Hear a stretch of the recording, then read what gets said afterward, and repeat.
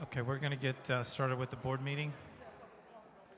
Can we start with the Pledge of Allegiance? The flag is up front. I pledge allegiance to the flag of the United States of America.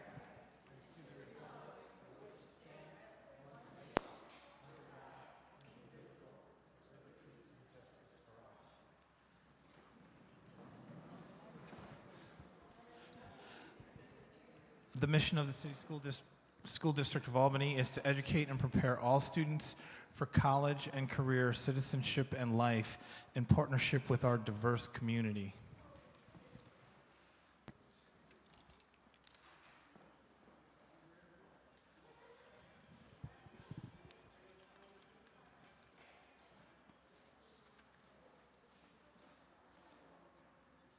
Dr. Wilkins, Superintendent's report.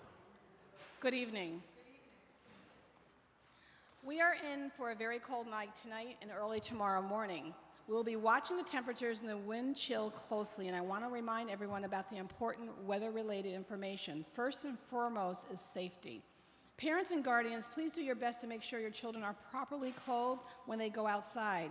Also, make sure that your children know that they should not stay outside long when it's very cold and windy, and they should tell the grown-up if they feel cold, pain, or numbness based on the weather. We take cold and wind chills very seriously because we know so many of our students walk to school. We will consider a school delay or closure when the wind chill gets to 25 below. At this point, we don't expect it to get that low tomorrow, but we will be watching closely, prepared to act if we believe the condition could present a danger for our students. That's why it's important for our families and community members to tune in to the many ways to find out about our school closings and delays.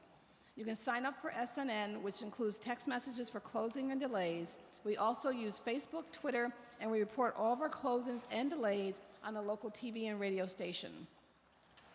Visit us on the web at albanyschools.org for more information and to sign up for SNN, Facebook, Twitter. We have almost 200 new people sign up for SNN in the last week alone. And one last reminder about SNN. If you change your email address, cell phone number, or cell carrier recently, please check your SNN account to make sure you are still have all the current information entered. Otherwise, you will not get the message you've signed up for. And again, please stay warm and safe out there.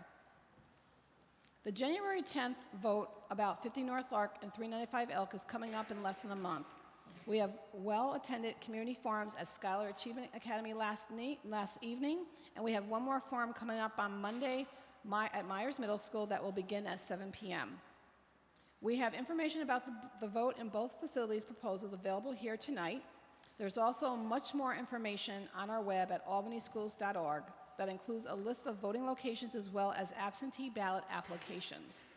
As a reminder, neither of these proposals would raise our taxes, and both projects are very important to our long-range planning. Our enrollment continues to grow in leaps and bounds. We need these two schools to help us look ahead to the future and plan what we believe is best for all of our students throughout the city. Please remember to vote January 10th.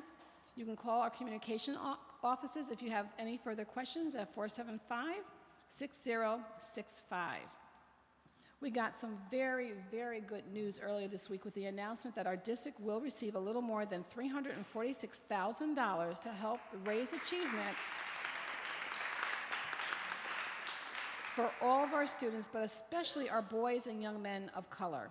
My Brother's Keeper Challenge grant will help support our work in three main areas: helping all of our students enter school ready to learn, helping our students read on grade level by third grade, and reduce the code on conduct violations. We are looking forward to moving ahead with that work. My thanks go to Ellen Leffler, our grants administrator, for all her effort and help us secure this very, very important funding. One of our Albany High students achieved a very rare feat this week earlier. Jaleel Young became the first Albany High bowler in 11 years to record a perfect game. Jaleel rolled the first 300 game of his life in the Falcons match against CBA at the Palladium on Tuesday. Again, that is 12 strikes in a row, and almost impossible for anyone except the very best bowlers. You can check out the video on our Facebook and Twitter of Jaleel's last 3 strikes. It was very exciting and very joyful. And it is a nice connection. Jaleel is the nephew of our girls' basketball coach, the multi-talented Decky Lawson. Decky is a dynamic bowler as well, so it must really run in that family. We invite Jaleel and his coach, Nancy Matson, to come to our next meeting to recognize for this outstanding achievement. And if the bowling season just got rolling, that means basketball season is here too. And Tuesday night was also a milestone night for our boys team. The Falcons blew out CBA at home on Tuesday. It is the first time we've beaten CBA in more than a decade, and I want to congratulate our coach, Sean Brown, and his team on a great win. We just got to brag about that. You just know it's just wonderful. Falcons are off to a very good start. Lead senior, Hamadi Gatti, and he had 28 points for Tuesday's night win. We look forward to a lot more wins as the season goes on. Our girls team has had some injuries to overcome early this season. The Lady Falcons got their first win of the season against Kingston last weekend, and they're back in action at home tomorrow night against Boston Spa. And one more athletic milestone to note, our Albany High wrestling team opened the season a couple of weeks ago with a convincing win over Guilderland.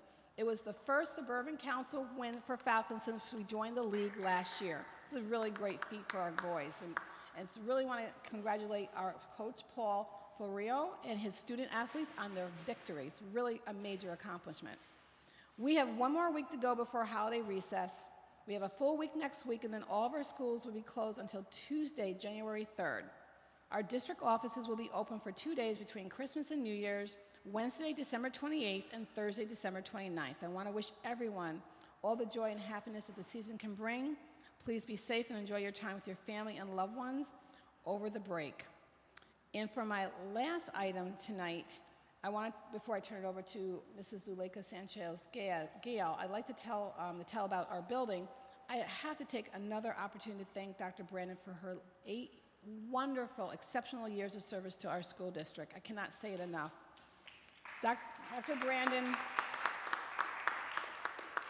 Brandon's dedication to the children of our community has been unsurpassed. She always fought for what she thought was best for all of our students and families, and she will be deeply missed at these meetings and at the board. Dr. Brandon, thank you again for your service to the children and families of the City School District of Albany. And now, we would like to have the principal of this wonderful building, the very own Principal Sanchez-Gale, for a presentation about Sheridan Preparatory Academy. Either one. Any place you want.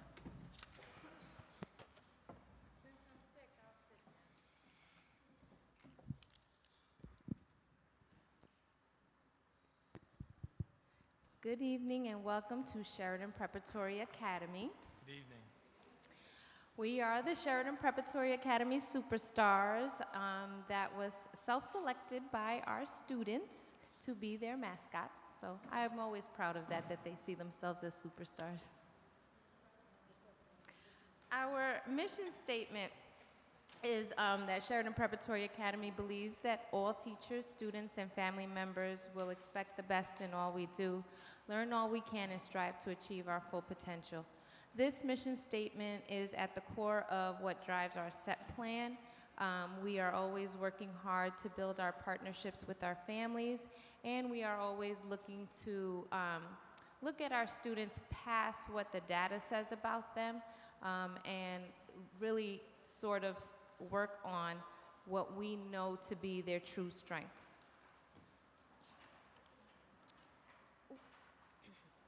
So some demographics about Sheridan Preparatory Academy. We are 437 students small, exactly 12 students more than our Beds Day data.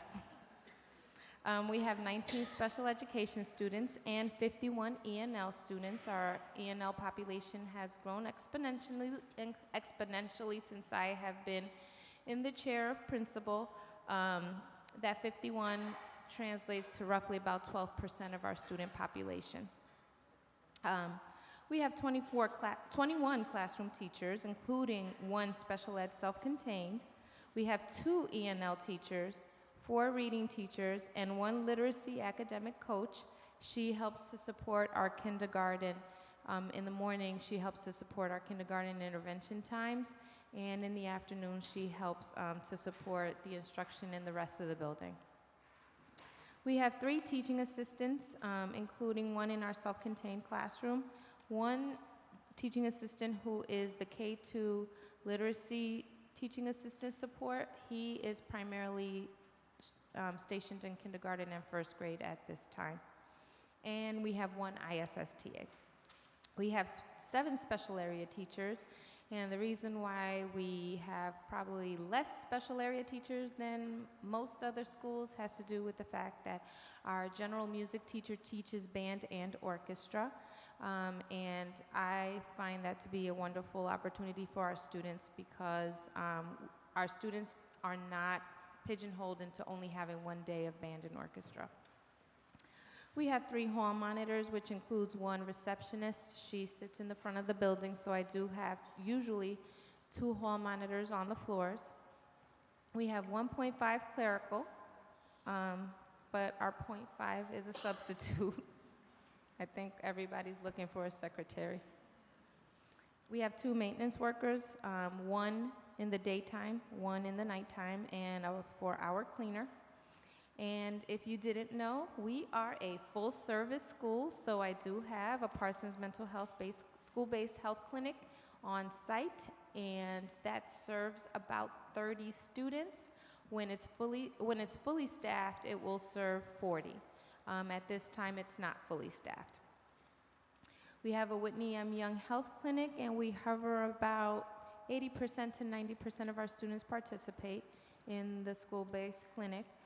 We also have, which I neglected to mention in the presentation, the Ronald McDonald dental van comes here from St. Peter's, and so my students, I'm very proud to say that they let us know that we have the highest participation in their program, and so they just finished raffling off a bike last week, and we'll probably see them again sometime soon because they always visit our school twice. And then we have a behavior support team with 1 social worker, 1 school psychologist, and a 0.5 behavior specialist that I share with Albany School of Humanities. And I have 2 administrators.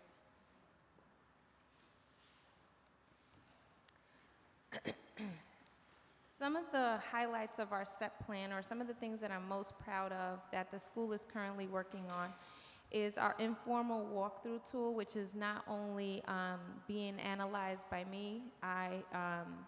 One of the things that I'm trying to do is to collect evidence anonymously, and so my BLT takes that tool and they analyze and they've started discussing some trends that they're noticing so that we can establish professional development for our teaching staff. We data team actually across all grade levels. I do have 2 pilot teams. However, I structured the schedules of the data teams so that I can sit in on most. And so the ones that are not pilot are either sat in by me, my math coach, or my literacy coach. And so I am happy to say that Sheridan Prep is 100% data teaming. We started this year a mindful moment in the beginning of the day and at the end of the day. I would say that we all love the mindful moment. I think if I have to be transparent, we were a little bit kind of like, what is this? But I think the adults need it just as much as the kids. And so one of the things that everybody says is that our dismissal seems calmer. So that's nice. We have our professional development calendar that was developed based on our academic and our behavior data. And our behavior support team meets weekly to monitor students in need of behavior supports, and we're trying to make sure that our systems are catching all of the students so that no one falls through cracks. So some celebrations. What you see here is a picture of our multicultural night and of our pasta and a movie night. As I said, one of the things that we're really focusing on this school year is building a stronger bond, not just with our community, but specifically with our families.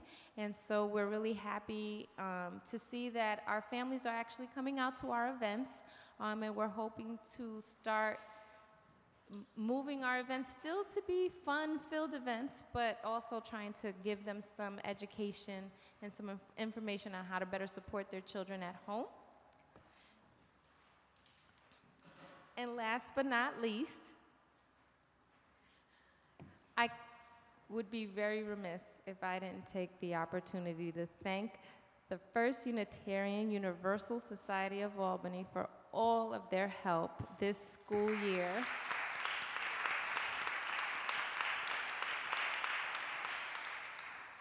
In helping our school to build this playground. If I can just give you a short little story, I usually meet with the head volunteer of all of my volunteer groups that come into the building in the summertime. And Lois Griffin asked me one day, what else do you need us to do besides reading with the kids? And I was like, I just need a playground. Have you seen our playground? And a year later, 1 year later, $50,000 later, we have not just one, but 2 new playgrounds at Sheridan Preparatory Academy. So thank you so much to them.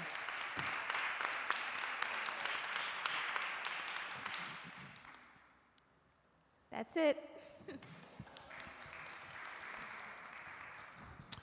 Thank you very much. Dr. Wilkins, one more Yes. thing. I'm sorry, I have one more that was really surprised that we got an announcement today. I'm very pleased to report that our efforts to forge a partnership with the State Offices of General Services has blossomed into internships and potential career opportunities for at least 15 of our Albany High students. Oh, it's really good. OGS is faced with an aging workforce and reached out to me earlier in June in an effort to recruit and develop this next generation of employees. The internships and job opportunities that they presented were outstanding. I asked our guidance counselors at the high school to pick up the ball and run with it, and they've done just that in forging a partnership with OGS. Our students will begin this internship in January. We will have a ceremony at school to recognize their achievements. I'll be sure to let everyone know the date and time so they can be there to launch this exciting new program. So congratulations to Albany High students. Thank you, Dr. Wilkins. Next up is public comment. The Albany Board of Education welcomes district residents, parents, students, and other people to our meeting. Community involvement at board meetings is encouraged so that we can better understand your views. Please be aware that by law, individual student information or particular personnel issues cannot be discussed at public sessions of the board. When recognized by the board president, please state your name and city of residence. Statements are restricted to a maximum of 3 minutes, and speakers will be notified by the board president when their time has expired. We take public comment very seriously, and careful notes will be taken. However, the board generally does not respond while the meeting is in public session. First up this evening is Catherine Molly Sipos, and then after her is Yvette Alfonso. Good evening. Good evening. I'm Catherine Malley Sipos, and I have one daughter at Albany High School.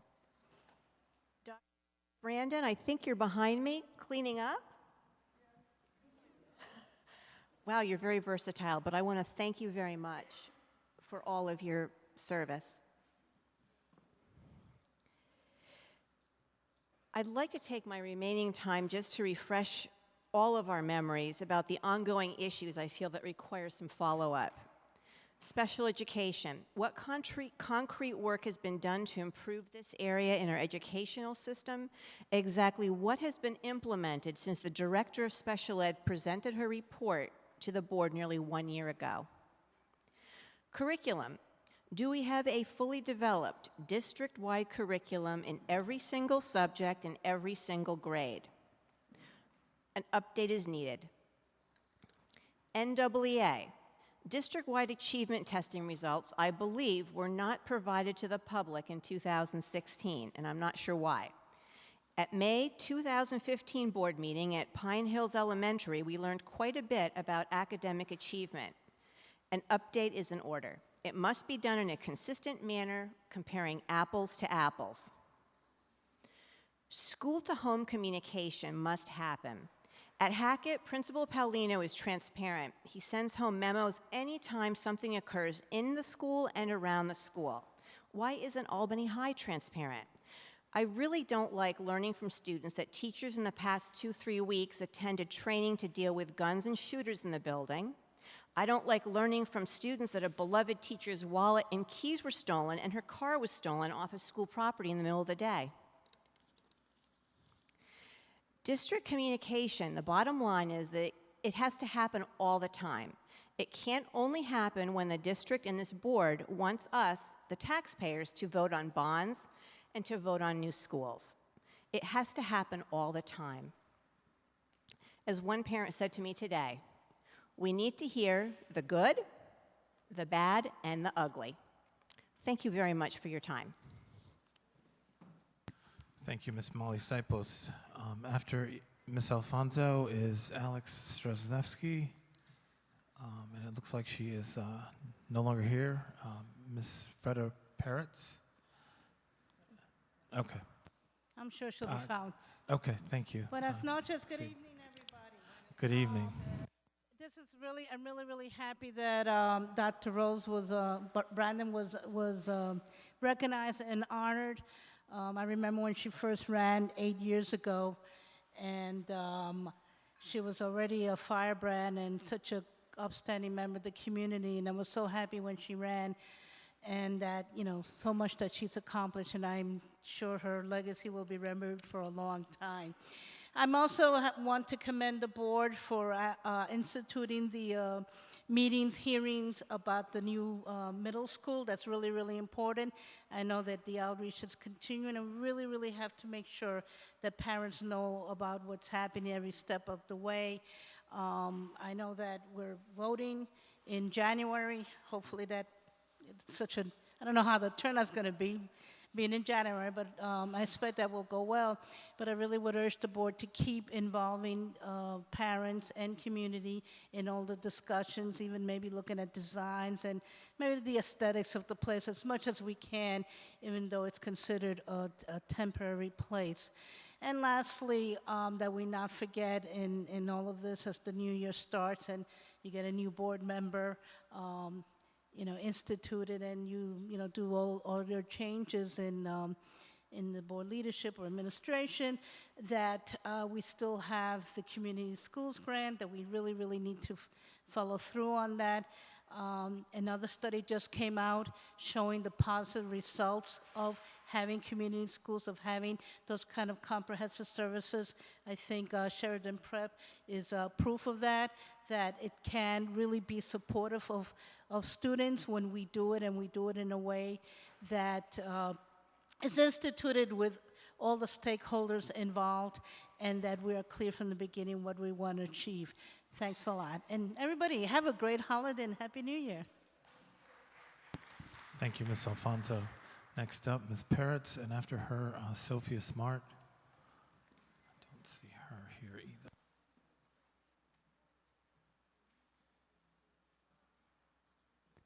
Now?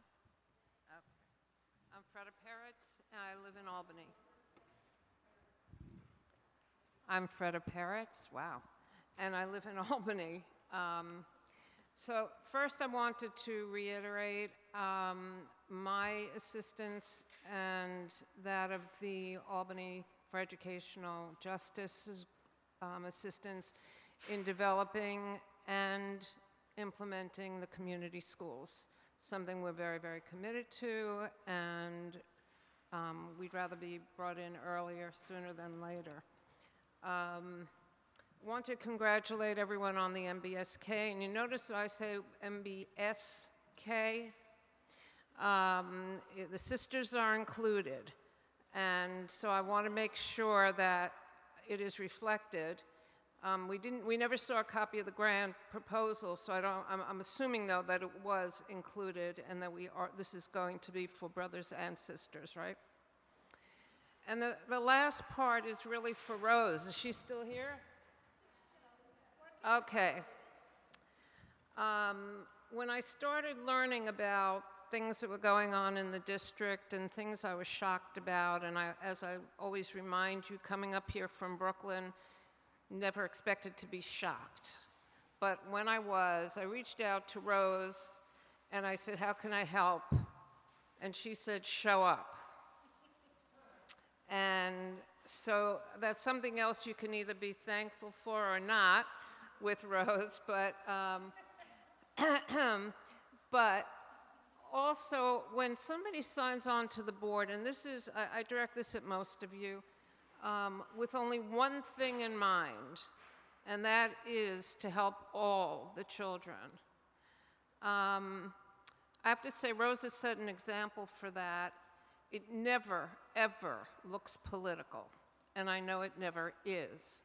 So I encourage everyone to follow in those footsteps for those of you who are new, and I, for one, am seeing a difference in the board and the board's direction, and I look forward. I'm 68. I want to see all the children graduate. That's the only thing I'm going to say differently than Rose.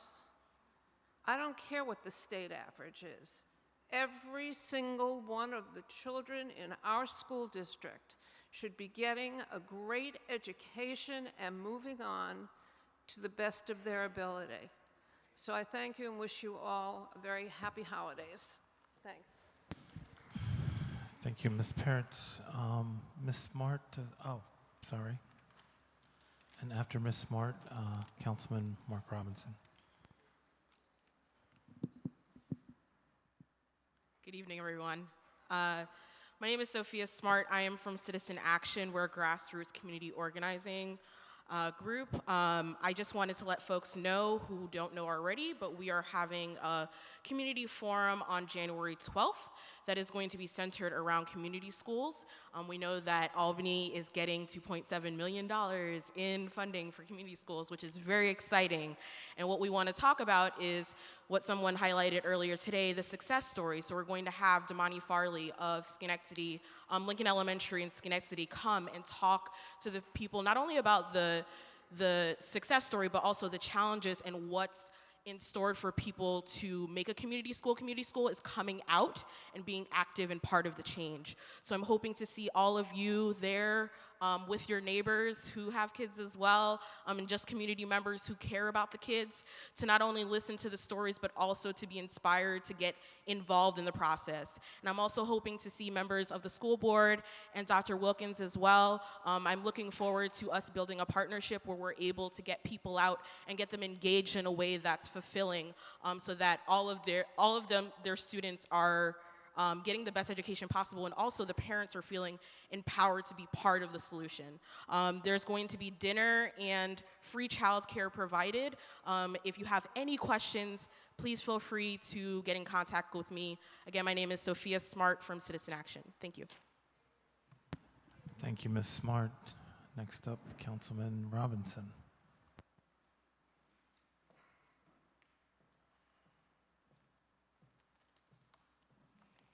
Thank you. First of all, I'd like to say congratulations to Dr. Brandon for 8 years of service on Albany School Board. I also like to say thanks for each and every one of you school board members that sit in front of me today for the diligence, for the work that you do to really make the education of our children a success. I'm here to speak about the 50 North Lock Street project. This particular third school, and I'm going to keep in mind what Dr. Brandon said. You know, we're not going to look to blame. We're not going to look in the past. We're not going to look why this school was closed. We understand that we need a need, and we have to fill that need to educate our children. But I would like to speak about a community benefits agreement. We have to work because our children have to see that fathers and mothers are working. We have to form partnerships because when we talk about changing the trajectory, right, by implementing strategies and programs that's geared towards particularly young men of color, you know, we got to look at certain variables. And within them variables, we have, you know, neighborhoods exist, race exists, income levels exist, housing inequalities exist, and therefore educational inequalities exist. And it is not to blame the school board. This is just the reality. When you have children that is going to school in high poverty areas, their rate for success is even higher than those that go to school in more affluent areas. So that's why I say it's very important that we form partnerships. I understand how hard it is to secure funding. Thank you. I understand how hard it is to secure funding, and I would not want to stop that funding. You know, we have a lot of strong leaders in the community of the Fifth Ward, in the journey, and in the host communities where this third school is being presented to us. And they are going to do whatever they can do to make sure that funding is secure so programs can take place for our children to excel. It's only right that I stand here and I be on pins and needles, because for 3 years, I didn't have to worry about what other of my colleagues that represent schools that's in their districts, about the telephone calls, about the misbehavior of our children, about the fights, the stabbings. So therefore, sure, I'm on pins and needles. There's a certain quality of life that exists in the Fifth Ward right now between our homeowners, our elderly, and our seniors. And that's at the top of the list. So I just urge, moving forward, that we form them partnerships. You have Trinity Alliance directly across the street from your school. It's very important. Just give me 2 seconds to wrap it up, please, Mr. Bruce. Partnerships is very important for the success rate of putting a school in this district where you got concentrated poverty. Thank you. Thank you, Councilman. That concludes public comment.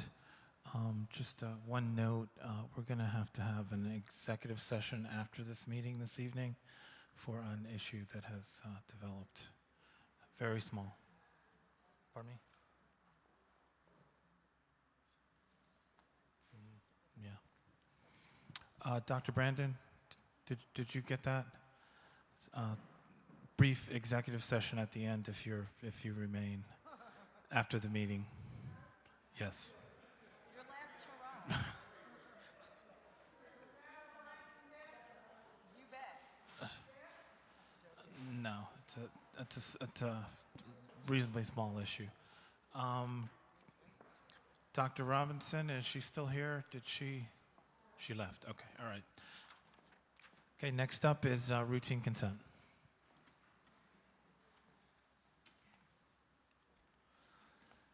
Can I get a motion to approve routine consent? Ms. Roach, and a second by Ms. Smith. Any set-asides?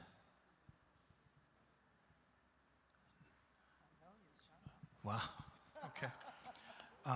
No set-asides. Let me just mention,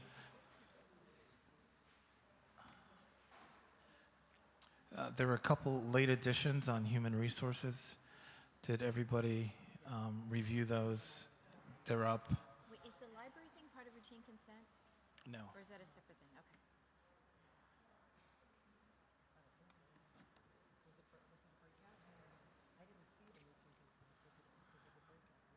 I don't see it at all.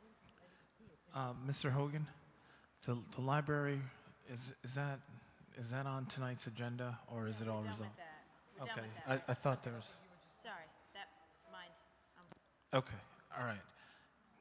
Just a mistake here. Okay, I would like to set aside budget transfers over $10,000. Over. Dr. Brandon, you had no set-asides? Oh, okay, all those in favor of routine consent minus letter T, which is budget transfers over $10,000. Can I get a show of hands to approve? Okay, that is unanimous. Let's mark Dr. Brandon absent for the moment.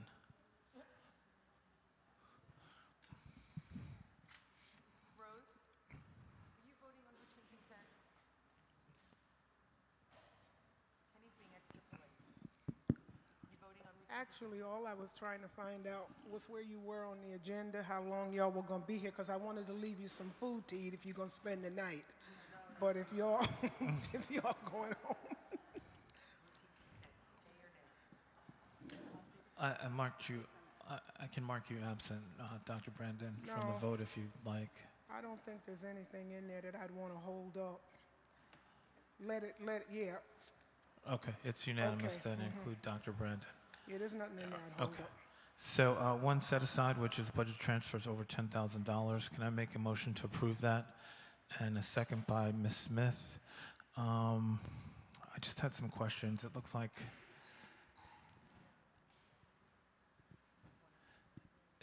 all these transfers are, well, could you just explain, Bill? Or Mr. Hogan? Yes. When the community schools, it was actually announced at the end of legislative session in late March, and we adopted a budget within a couple weeks of that, but there really wasn't guidance of direction of, we couldn't actually create a program in 10 days. So what we did for budgetary purposes is we put all the community schools' budget allocation in one single expense line. Now that we've developed a program, we're just allocating it out into specific community school lines. Okay, I thought that was the case. That was my question. Any further questions? Okay.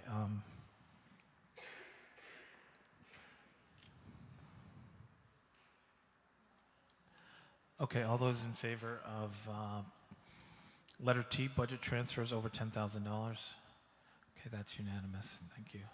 Okay, next up,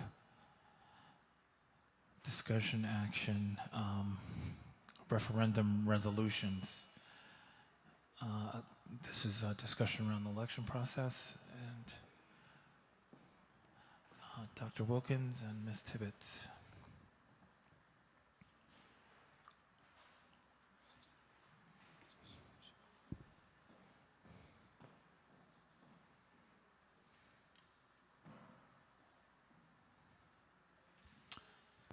Good evening. Good evening. This is very brief. We just want to give you an update as to the process, and we're going to tag team, I should say, about the process. We are doing a site review. We are actually in our fifth election, or our fourth election together, so the fifth election together, dynamic duo. And this will be our second complete vote. In other words, this is our own vote at this point. With the site review, we were actually going to go during the break to go to every single site. We've already done one site review in the fall with pictures and some changes and little tweaks that we had to do. An example is Hackett. We're not going to be in that hallway at Hackett. We're going to go over to a different room that's on the same floor, so not to get our voters all confused, but it's a wider area, and it'll be a little bit warmer and nicer for our voters as well as our election folks that'll be there. And we have heaters too. We have heaters there because it's a little chilly over at that point. So They were cold in May, so if they were cold in May, they're gonna be cold in January, so we wanna make sure that they're warm. we are also going to have the parking attendants there with designated spots and handicap spots, the same procedure we had before. We will have our security reallocated in the buildings during that time frame, not bringing extra, but just the ones that are currently there reallocated to the area of the entrance for the election. Our contingency plan for the snow day will be formatted and ready to go. We have the cabinet assigned to buildings at this point for visitation twice during the time frame, but if it is a snow day, the election goes on, and we already have our contingency plan for that because it's a great Northeast and we just never know.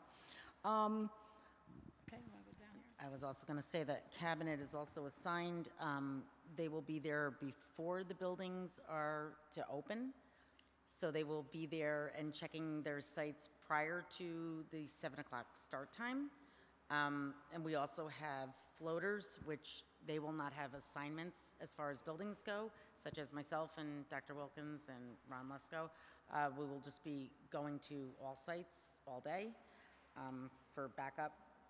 We have non-site specific ballots again, so we won't run out at any location. It's not possible, but in the event of 44,000 people turning out to vote, we can move them around. So we'll be fine.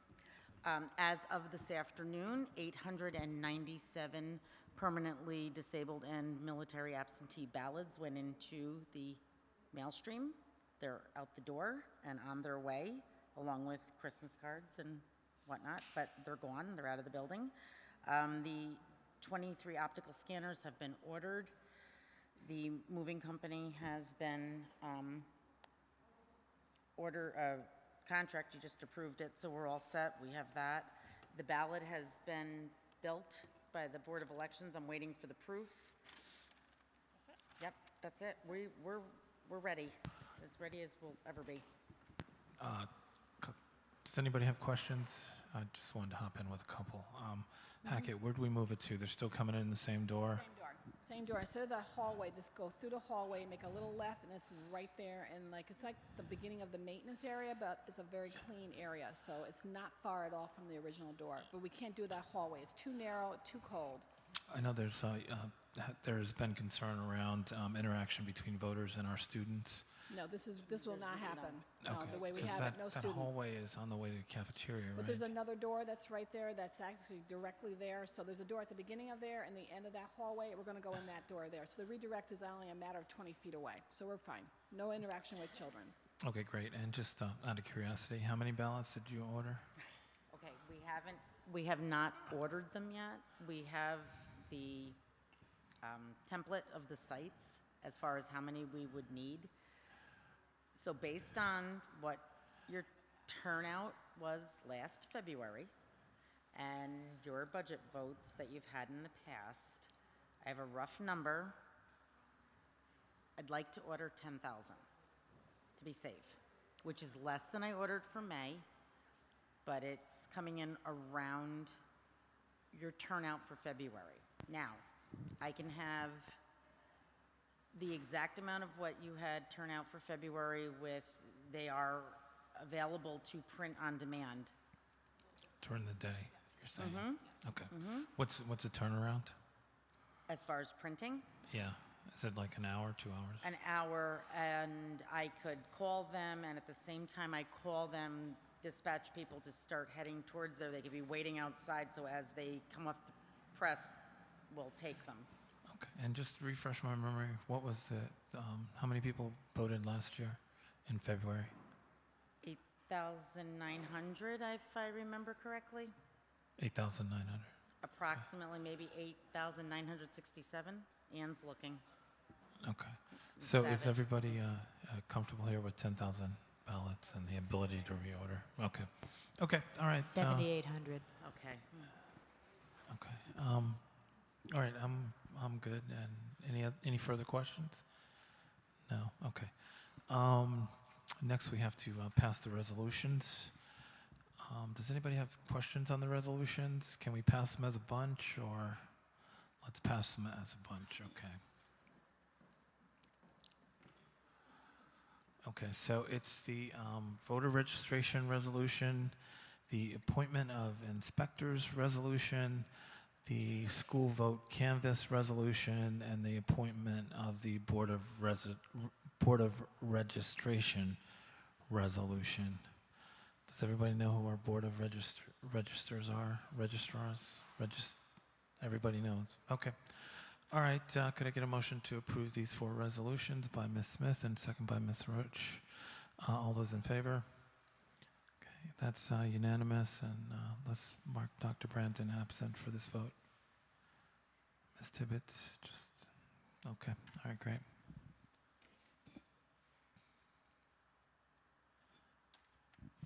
Okay, next up, discussion action policy, rescind the random search policy.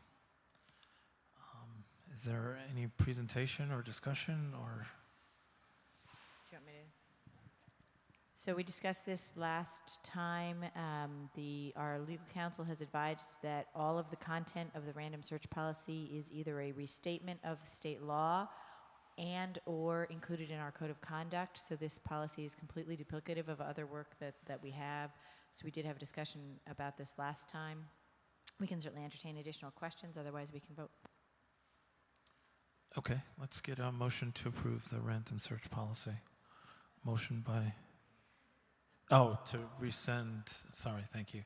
A motion to rescind the random search policy, motion by Ms. Smith and second by Ms. Roach.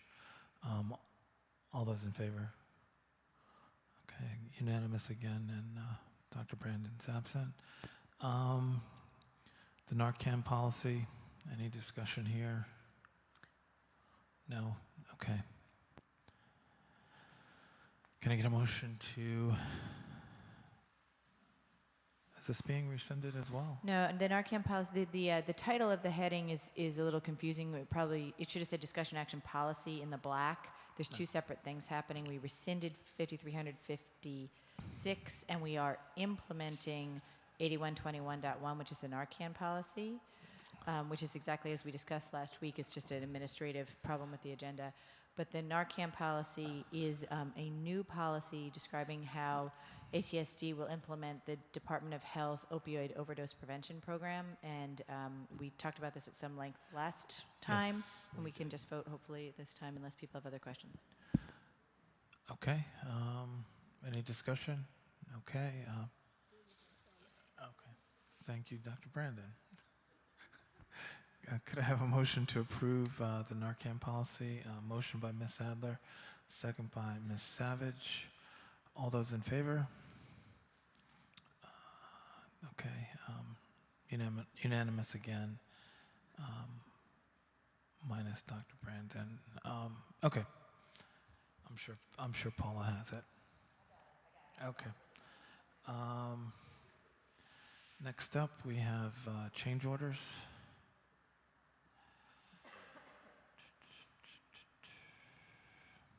Okay, let's approve let's address the resolution first.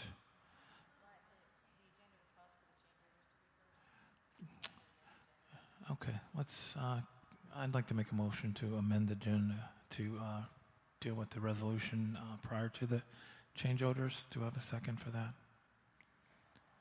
Ms. Smith, all those in favor? Oh, okay. Basically, the resolution of the change order, or the change order resolution gives us the authority to actually approve the change orders. Second by Ms. Roach. This is the new policy. Well, I guess policy is not the phrase, but this is the resolution that the Facilities Committee discussed in its last Facilities Committee meeting and had Mr. Hogan advise us on the right way to word this to make the district able to do its job as efficiently as possible while maintaining the board's fiduciary duties. That's correct. But right now, we're just voting to amend the agenda to reverse these two items. That's what we're voting on right now? Yes. Right.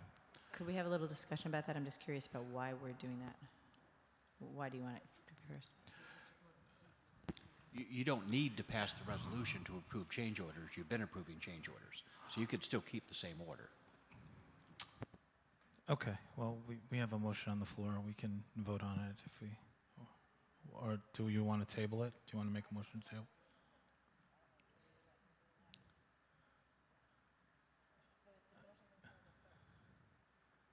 Okay, all those in favor? All right, so that is Roach, Lang, and Bruce. Ms. Tibbetts.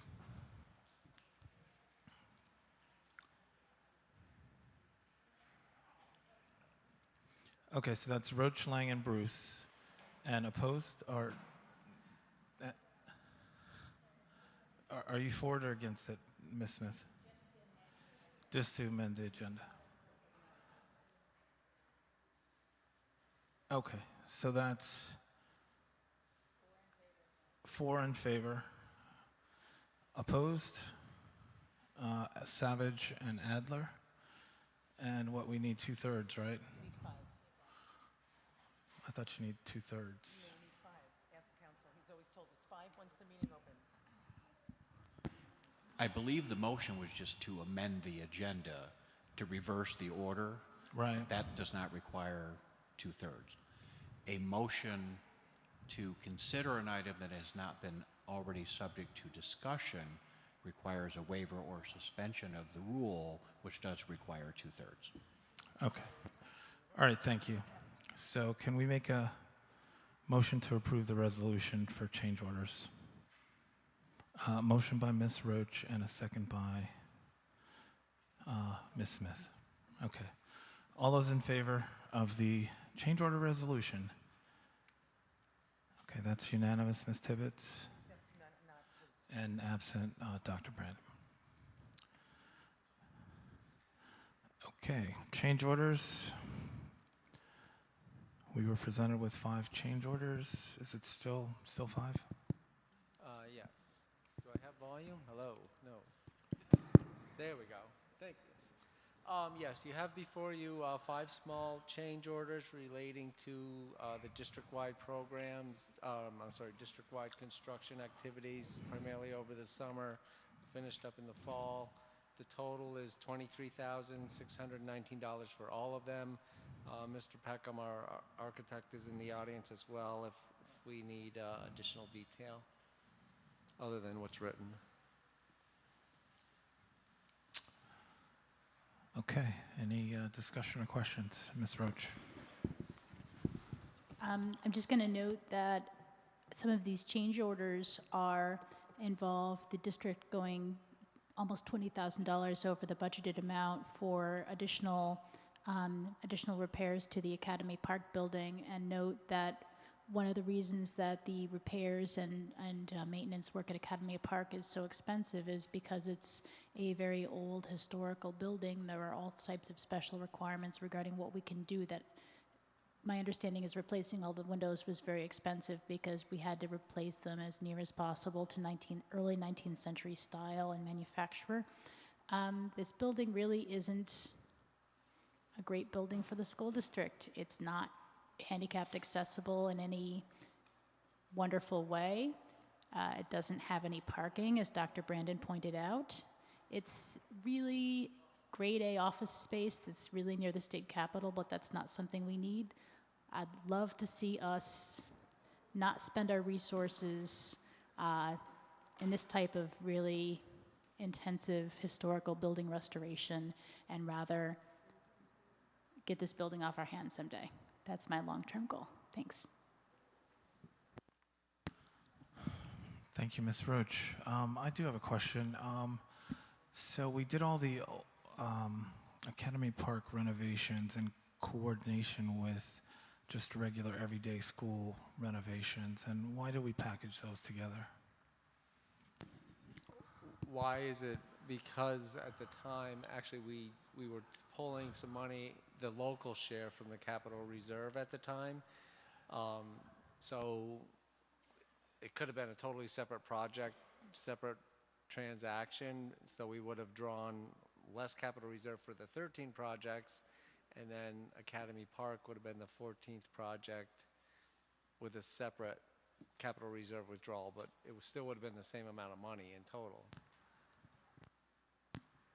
Okay, I'm not really following that. So we bunched them together as several different projects. Correct. So why didn't we could have done Academy Park individually, as Ms. Roach mentions. There are very few contractors who actually do that work. Mm-hmm. But we bunched it with, I guess, what I would think of as some normal renovations. So I was just questioning as to why we might have done that. Well, we're constantly reviewing all of our facility buildings, and our approach is the district owns 20 buildings, looking out what do they currently need, looking out 5 years, what do they need, let's put a package together for the voters. So having 14 different buildings involved is a lot. We haven't done that many since I've been here, but at the time, a building needed blacktop, a building needed a roof. They're all district buildings. It makes sense to do them all together as one project. Okay, I guess it's not totally clear to me why Academy Park could have been one project, and all the rest of the buildings could have been another project, and they still Ken, could have been bunched. Are you asking the question about how we put it in front of the voters or how the contracts were let? I'm not sure what you're asking exactly. How the contracts were let, How the because we're contracts were let. talking about change orders at the moment. Let me see if I can shed some light on that. We worked with Turner Construction, who's the district's construction manager, in developing what our collective experience told us would be the best packaging of the projects to get the most competitive bidding on the work. And you are correct, there are very few contractors that do this type of historic window restoration work. But in this case, we split the work into 3 different contracts: a general construction contract, a roofing contract, because you had roofing work at 2 major schools or buildings, and then a paving contract. So part of the reason to keep the window work with the rest of the general construction work at the other schools was to make it a large enough package to be attractive to the GCs that actually do that type of window work. The rest of the work in here was a little bit here, there, and all over the place, and it may have not even been attractive to general contractors without that window work included in that contract. And that was the thinking when we put this out to bid. Right, but also doesn't it make it, like let's say there's only 3 contractors that can do Academy Park.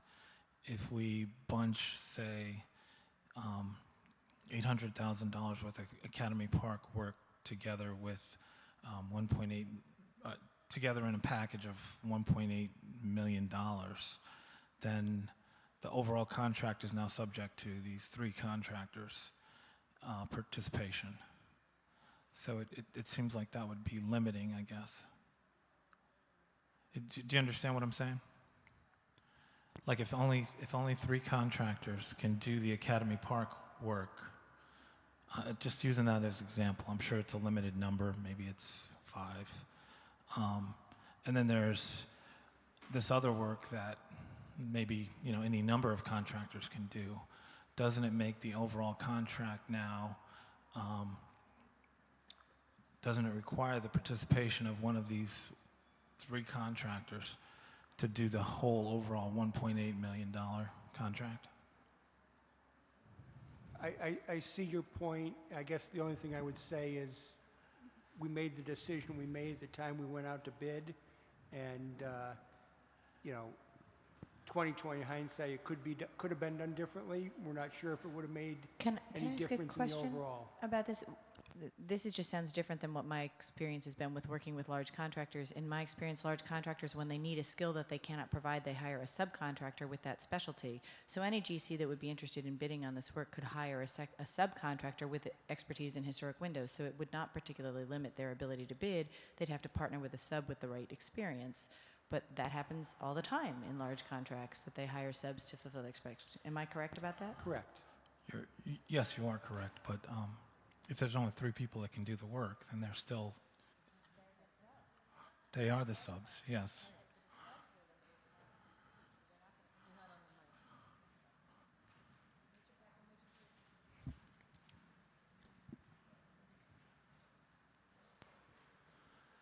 And there are going to be some efficiencies with carving this into hiring a GC for 14 different buildings as opposed to one GC and managing that to do all the projects.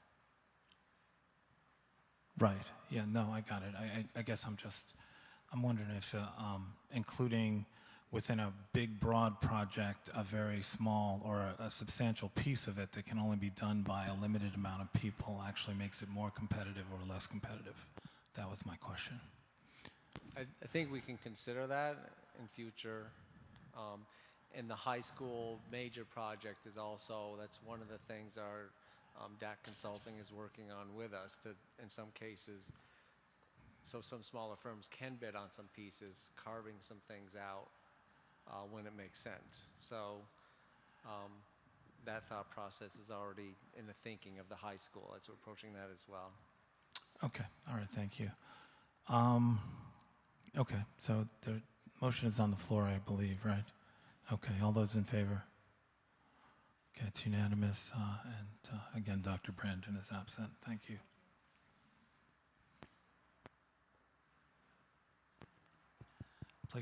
Playground equity.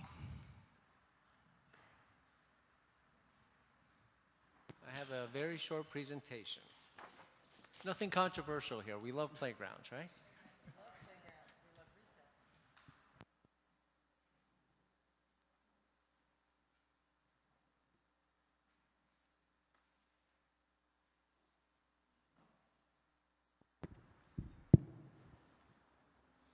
Whoops, we had it. We just went black. Whoops. Oh, there we go. All right, we're back. So this is a brief overview of a playground study that we conducted this fall. And the purpose of this was, a district goal has always is to provide the best outdoor facilities. We have two limitations that we always have to wrestle with. One is sometimes there's not that much physical space in an urban schoolyard. And secondly, obviously, financial constraints. So in an attempt to look at equity and opportunities between all of our different schools, it was suggested we do this comprehensive study, which we were able to do this fall. It was a comprehensive study. The survey was done to all principals. We created a comparison chart. All of the board members have been given a large 3-ring binder.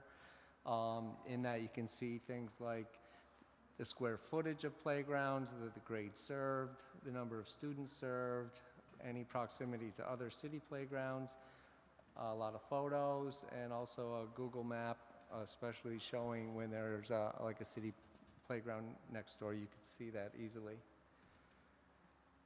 So the findings of the study were that there's quite a variety, although as you look at all of the photos we took, I think overall a lot of the equipment is relatively new. We just talked about Spa tonight. I just put stuff in this summer. Toast put in a giant pirate ship this summer. And over the last several years, there was some work done when we rehabbed buildings. In other cases, there's been a lot of local support from PTAs, et cetera, and some grants as well. But there are still quite a bit of variance between the different schoolyards.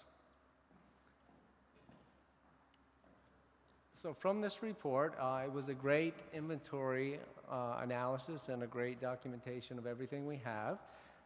Some recommendations were brought forward, one of which is to keep the district's facilities committee apprised and also informed, and we look at these just like we look at when buildings need a roof or a parking lot. We also, in the report, we provided the state education departments. It talked about when is something considered a capital project, which means state education department approval versus when you can install it yourself. One thing that worked out for us, especially here this summer, is it's a lot cleaner and simpler if we do get a grant or donation that they pay for the 100%, the playground equipment and the installation. When it doesn't cover that, that can raise complications as to whether or not this thing turns into a capital project. It's not a perfect science. There's a little grayness in there, but essentially it's just much cleaner if there's no question if it's fully donated. That's totally clean.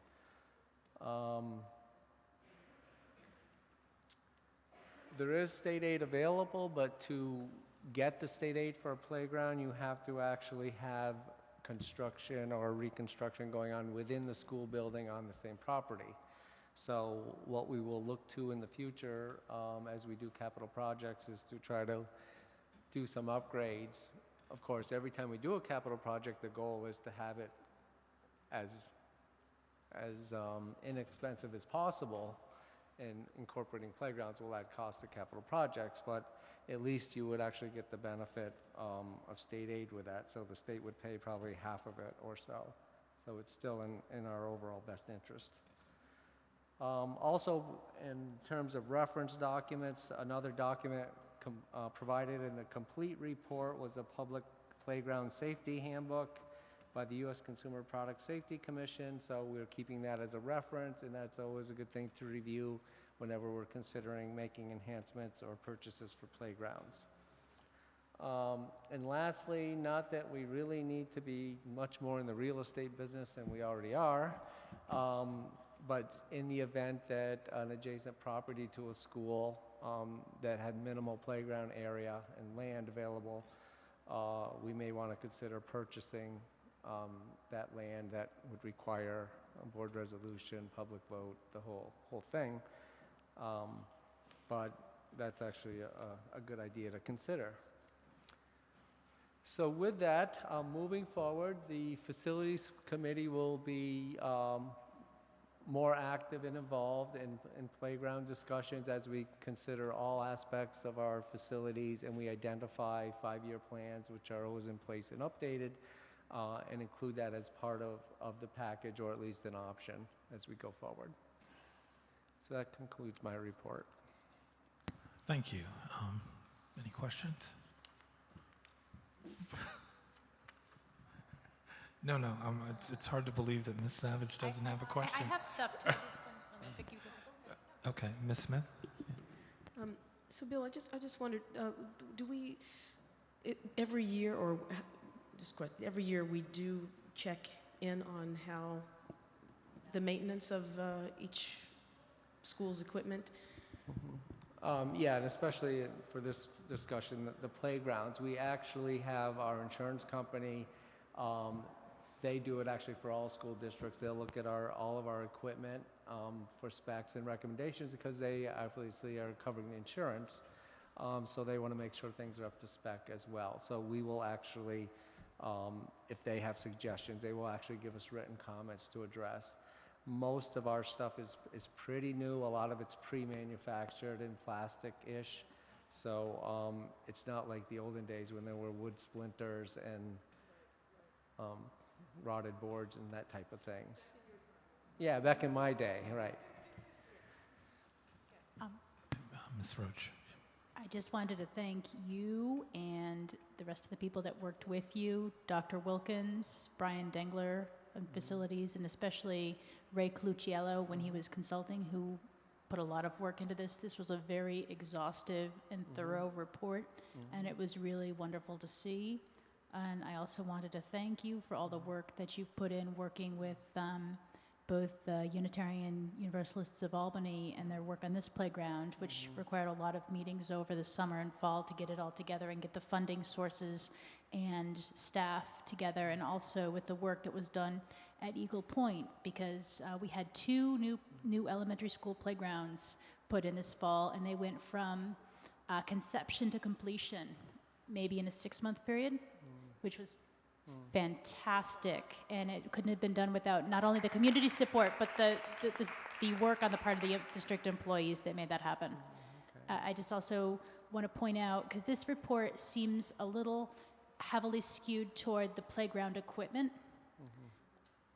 part of the equation, but it's not only the quality of the equipment, but also the quality of the grounds. For example, the DCS field issue, and also issues potentially like fencing issues, like the issue with the missing fence at Montessori, or the issues, I think, where there was a problem with some of the neighboring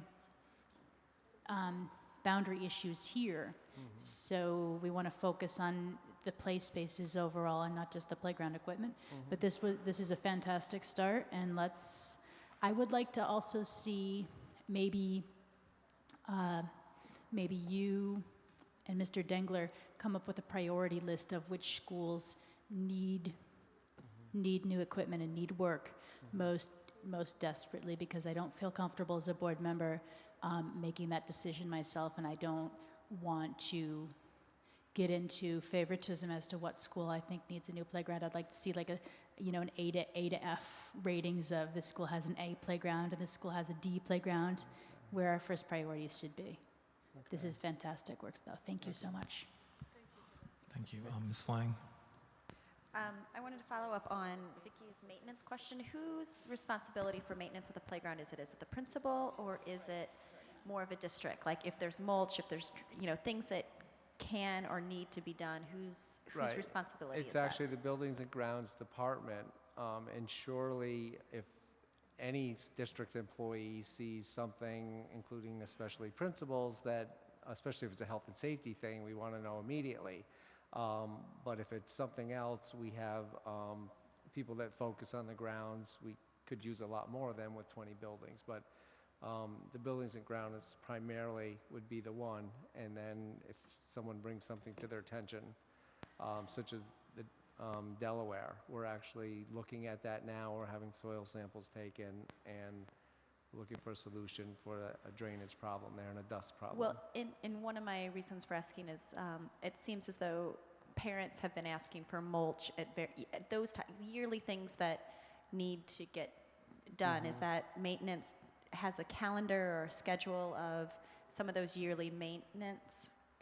Yeah, well, we'll have to, I'll look and see. I don't have that specific information, but a lot of these aren't just simple mulch. I mean, there's sometimes special prefab type materials. So I'll have to see. Some of them may have a few year lifespan, not every year. So, but I can ask that and see how they're scheduled, what their process is. And my second question is, I represent Toast, and I was told that Toast, some of the staff at TOAF was not comfortable using the city playground, and I wanted to know if those reasons were legitimate, or if there were problems as to why they would not be able to use the playground, if that was a building reason, a particular teacher. It is our neighborhood park. Right, and that's one of the things. We have 2 or 3 schools that are in close proximity to a city park, but sometimes what we find is adults are in those parks, not to play in the playgrounds, and sometimes they leave things behind. So sometimes we find, I think it was at that school, somebody saw something and said, well, we really shouldn't have kids over here anymore. So it's really not anything about the quality of the playground or the equipment. It's really the adults that are maybe there after hours.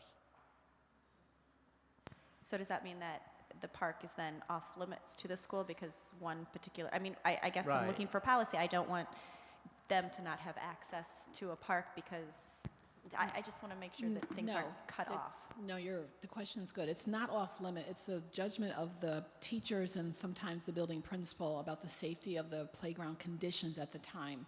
So at Pine Hills, when it used to be School 16, we used to go out every morning and rake the mulch because things were left behind. We didn't want our kids to get involved with that. But that was our playground to do it. Well, this is a city playground, and so we don't have that luxury of going through there. But it's really a teacher decision as well as a building, but not a policy per se. And I actually believe part of that Lincoln Park playground area is actually school district property, right? Yeah. Ms. Savage. So I also want to thank you very much for this report. This was a board member item that I put on as a board member item, one of my very, very first board meetings, and we're coming in on 2 years, so it's wonderful to see this finally come together. I want to remind everybody that the reason this is on the agenda, and I know this is true of my board colleagues, is that we believe that every child in Albany should have an equitable playground. And we also believe, and it's carried out where it's very obvious when you look at the study, that we don't have equitable playgrounds, and part of that is just the history of how playgrounds have been paid for, and that fundraising was required at individual schools to put in playgrounds, and as a result, the schools with the most access to funds got the best playgrounds. And I think we are all committed to that changing, that it cannot be, that we must have equitable playgrounds for every child. So my question, the question I was going to ask, but Ellen beat me to it, which is I'd like to see a formulation of a priority list. Which schools are our highest priority for addressing playground equity issues? I note, just as a simple mathematical analysis, if you just run the average square foot per student of playground, dividing the 2 columns that you had, that Giffen is substantially less square foot per student than any other of our schools, which is no surprise since it's such a large school and a small playground. You can see, without even doing the math, that you're going to end up with that. To me, that is unacceptable.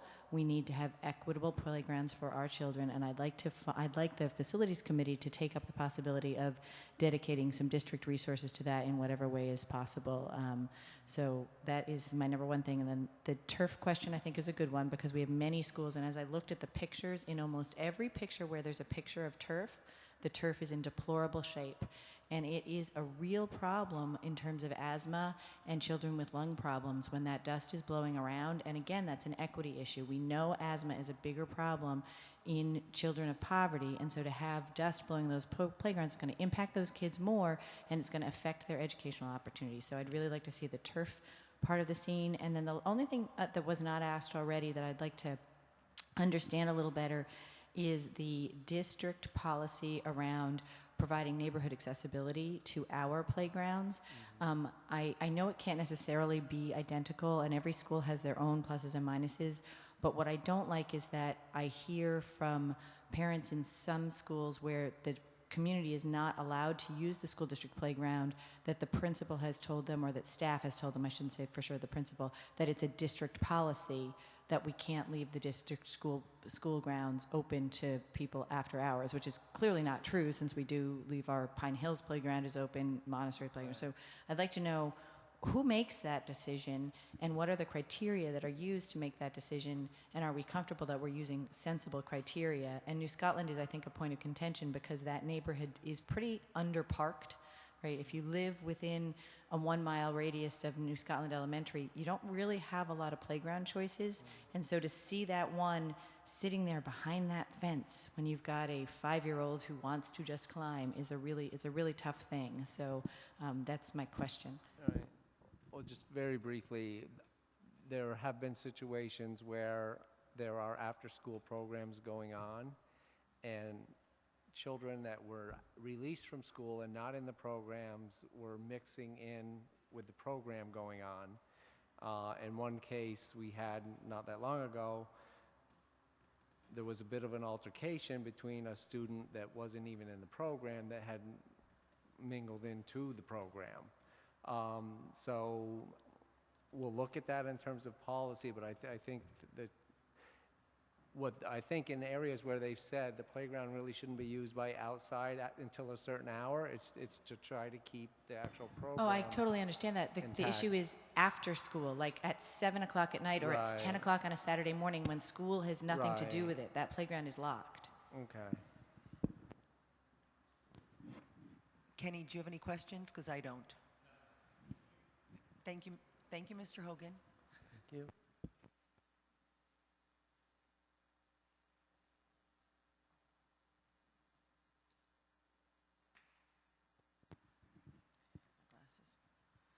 And the next topic is discussion, community schools. Thank you, Ms. Bridgewater.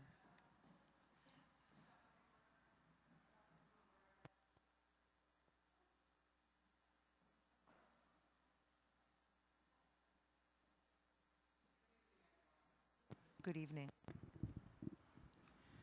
I've been asked to provide a brief update as to where the district is in terms of our community schools grant.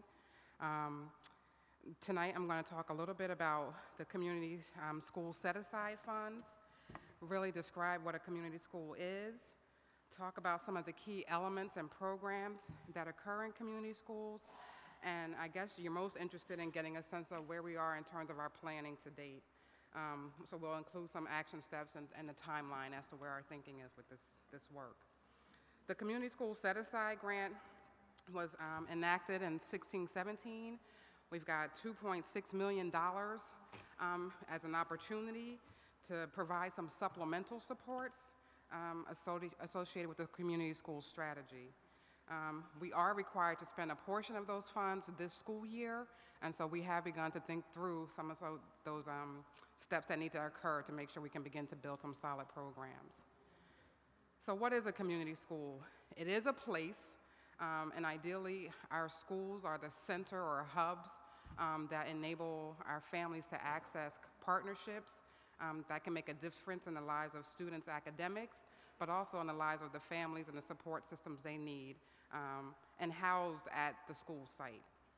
There are some common elements to community schools, one of which, and which is a critical action step for us in terms of moving forward, is the hiring of a full-time community school site coordinator.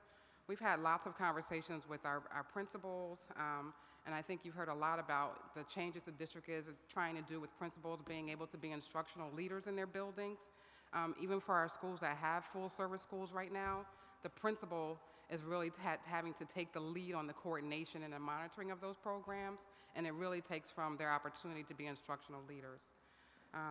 The community schools requires that there is a site-based team that includes the usual partners of parents, community members, the principal, the homeschool coordinator, the new community schools site coordinator, and teachers and staff. That requires a needs assessment, and it's been interesting talking to some of our community partners. It's become apparent to me that lots of folks want to do lots of things in our schools to support our kids and their families. But what we recognize and what the community schools model requires is that each school conducts its own needs assessment, that families have an opportunity to really articulate what they believe their needs are for their particular school. And what I've said to some of the partners in recent conversations is, it's not just the needs assessments that's going to drive this work, it's going to be the capacity of the community partners to deliver quality services, and it's also going to be the capacity of our facility to support some of the things that people may think want to happen, and we may not be able to make happen right away. It requires the coordination and alignment of partnerships based on that needs assessment. And the thing that I think principals have struggled with because of so many responsibilities is monitoring the data connected to the partnerships to really make a decision about the impact it's having for our kids and families. And so that's a component of this work, which is why we need that community schools coordinator. And the biggest part for us, the district, and we've had conversations about which schools will we start with. You know, we have our priority schools here in the district, and they're required to have a transformational model. Well, the community schools strategy serves as that transformational model. Community schools programs include expanded learning opportunities in the form of academic enrichment and enrichment programs, which could include additional programs for our new ENL population as it continues to grow, and opportunities for their families to become more connected to the work that we do each day. It includes school-based and school-linked services, mental health, physical, dental, and any other opportunities that individual schools are believing their students need help with. I know that we have access to kids who can get their eyes checked, but not every kid can get that. But I don't know that every building needs that. And so we're going to have to let that needs assessment drive those decisions for the individual schools. And the last thing is that partnerships that demonstrate collaboration with the local community and that family engagement piece that we continue to try and enhance. And I'm always going to be an advocate for our principals around their capacity to do it all when we know the need is really great.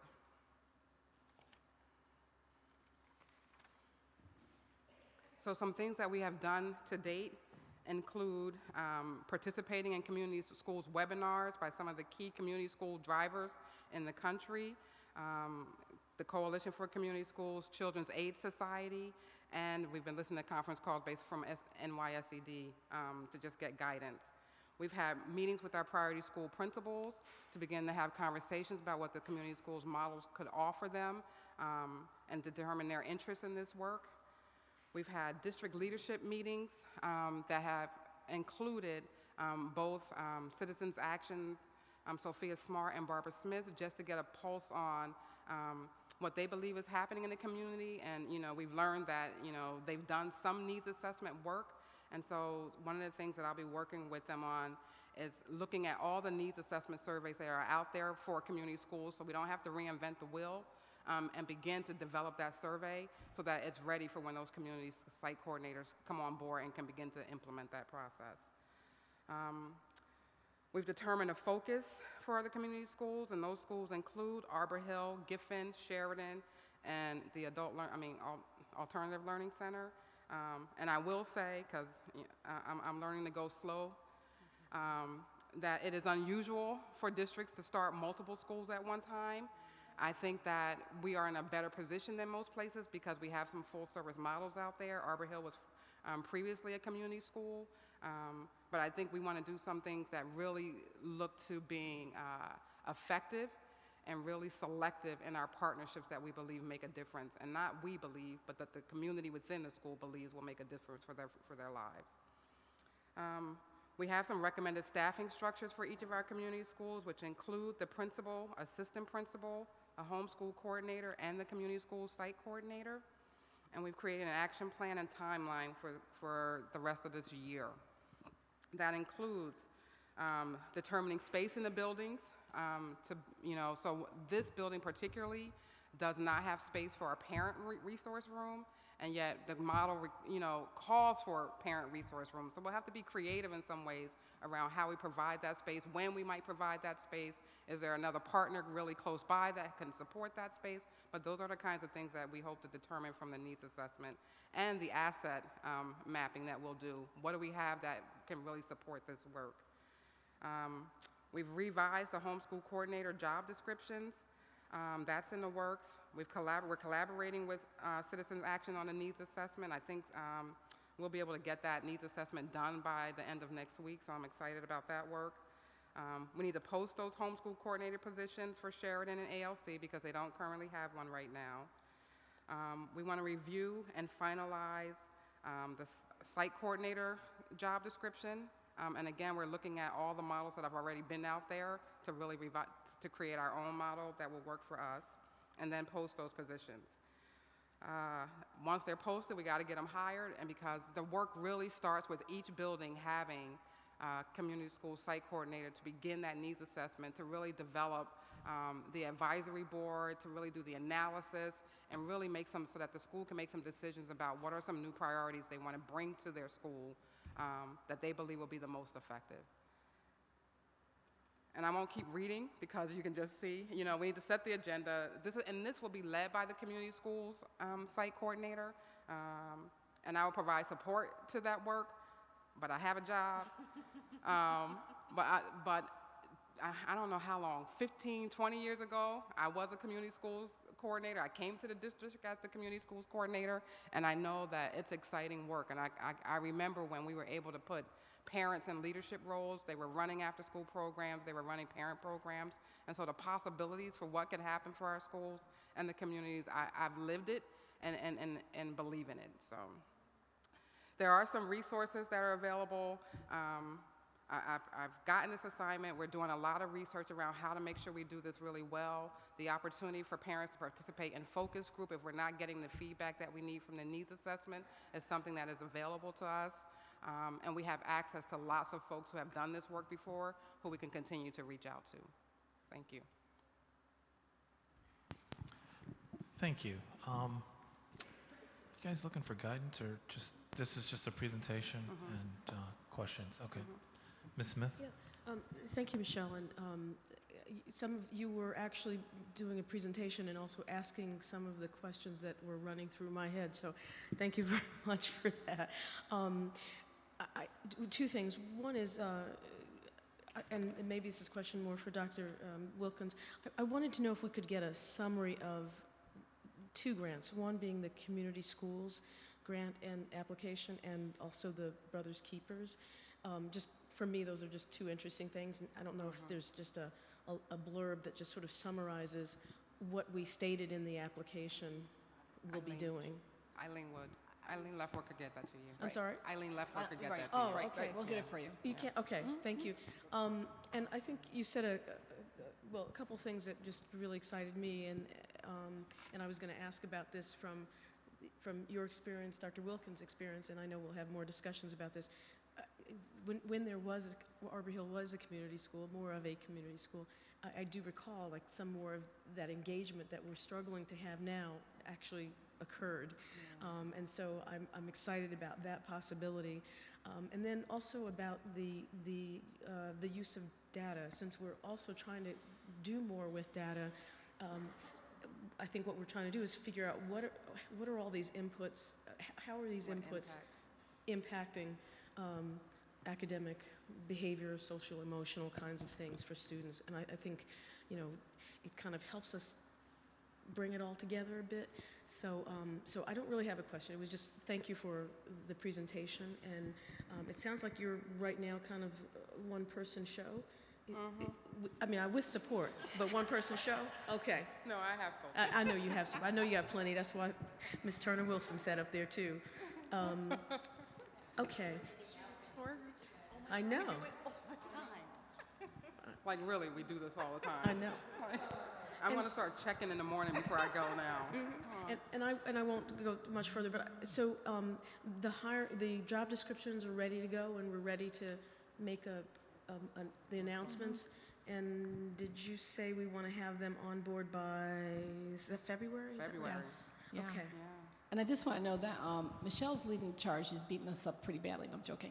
But what we do have a committee, Lori McKenna, Eileen Leffler, Cecily, Michelle, and myself, we have just really kind of wrapped around the community school models and what's going on. And I can't emphasize enough the importance of Michelle doing this role because she lived and breathed Arbor Hill. We both were at Arbor Hill when it was a community school, and I did the parent component as Project Momentum, Project Mom. So that's how I met Michelle when she was over there. So there's no better person to do this with us because we had a very, very solid community school at Arbor Hill. So it's a good fit. And just one last thing. I did hear Ms. Smart sort of request if we could be present, our staff could be present at her event in January. January did you say? 12th. And I hope that is possible for staff. I know I intended to be there, but I want to be there. I like that sort of that partnership if Our if goal it's is possible. to be there. Our goal That's is to be great. there, and then the fact that we had Ms. Smith and Ms. Smart at one of our initial meetings talking Okay. about community schools. Our goal is not to push anybody away; it is to bring everybody on board, especially at this key point right now. We were doing the needs assessment, and this is the key part of how we develop the real community schools around this, the needs assessment from our parents. So it's a good fit right now. We're good. Ms. Roach? No, I just wanted to say thank you for the presentation, and I'm looking forward to seeing how it plays out. So I don't know as much as I'd like to about how this model works. So thank you for providing the overview, and I'm looking forward to looking at some more of the resources. I just want to say that I know that we're cautious about funding coming forward, and Dr. Wilkins and the governmental team is still advocating for those additional fundings, and we really advocated as to why we needed a continual stream, and what our challenges were to make sure that we just get one funding 1 year to invest in what we need to do is very tedious, and it's also very scary to put something in place and have it taken away. So, you know, as a board member, administrators, I just want to say we're doing all that we can on our end to make sure that what you're working so hard to accomplish, we can continue that and we won't get those fundings pulled. And I think one of the learnings from our previous community school in terms of sustainability is how we select partners who have the capacity to help us identify continuous funding and who can support the work long after it's gone. And so there are a number of folks who would love to come and do programs in the district, but the possibility for sustainability they're not able to articulate.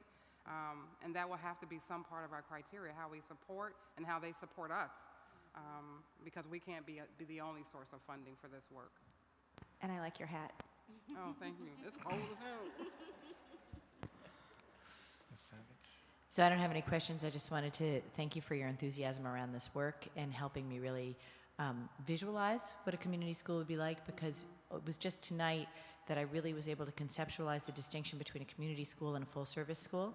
And what helped me understand that is understanding your enthusiasm about the engagement of parents throughout the entire process instead of just as consumers of services. So it was really very helpful. Thank you. I wanted to give you positive feedback on the presentation, that it was short, it was to the point, it hit on everything it needed to, and just like Vicki, I had 2 questions and you answered them. One was, you know, we always have challenges around getting engagement, so to the extent that we have surveys that we don't get answered, then how do we know what the community wants, and then it's driven by a voice or 2. So you answer that in a way that just very, very helpful, and I'm reassured. And then the other thing that I had the question on also was, I know I'd read before about community site coordinators at each building. And of course, you know, being with money like this, but not as tight as Bill, but certainly trying to be as close, I was thinking, oh, why don't we just have one then for the 4 schools? But you actually explained that.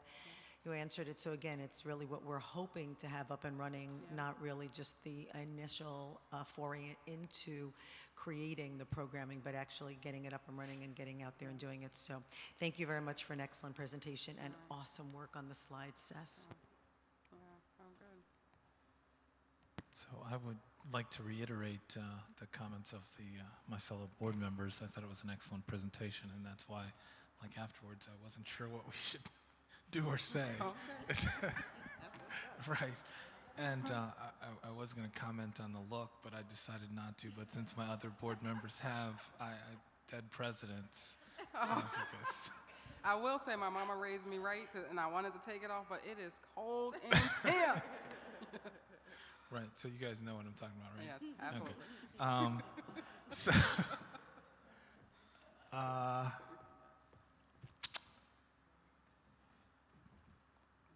did we list both homeschool coordinator positions? I saw the one for the ALC. Is Sheridan? And one for Sheridan. It has been listed?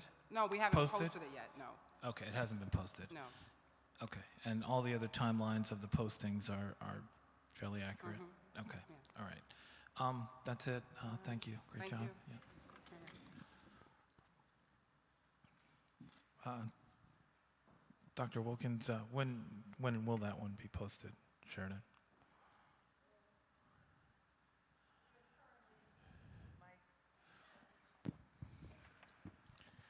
Some of the considerations regarding when things will be posted are out of our control because there are issues that we are still working out with civil service. Got it. Okay. Yep. Hopefully, within the next few weeks, we should hopefully get these things resolved. So. Right. Yeah, it had a December time, so just curious. All right, next up is board goals. Ms. Savage, are you going to take it? Or? I will take it for the limited number of people who are here, although a lot of this information is actually for the staff because this has been work that the board has been doing and may not be familiar to staff members. So this board and the interim superintendent are absolutely committed to becoming a high-performing school board that models the absolute excellence in governance of our district.